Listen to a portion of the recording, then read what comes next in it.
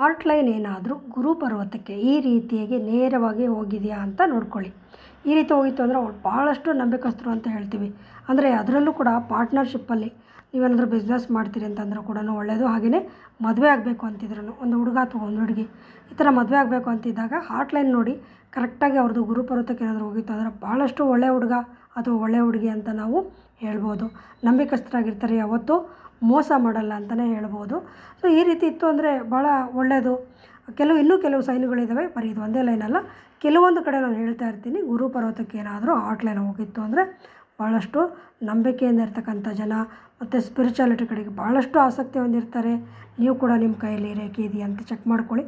ನೀವು ಕೂಡ ನಿಮ್ಮ ಸಂಗಾತಿಯೊಂದಿಗೆ ಚೆನ್ನಾಗಿರಬೇಕು ಅಂತಲೇ ನಾನು ಬಯಸ್ತೀನಿ. ನನ್ನ ವೀಡಿಯೋಗಳನ್ನ ಹೆಚ್ಚು ಹೆಚ್ಚು ಶೇರ್ ಮಾಡಿ. ಶೇರ್ ಮಾಡೋರ್ದು ಶೇರ್ ಟ್ಯಾಗ್ ಅಂತ ಬರುತ್ತೆ, ಅದು ಬಂದಿತ್ತು ಅಂದರೆ ನಾನೇ ಅವ್ರಿಗೆ ಪರ್ಸ್ನಲಿ ಮೆಸೇಜ್ ಮಾಡಿ ಅವ್ರ ನಂಬರ್ ತೊಗೊಳ್ತೀನಿ.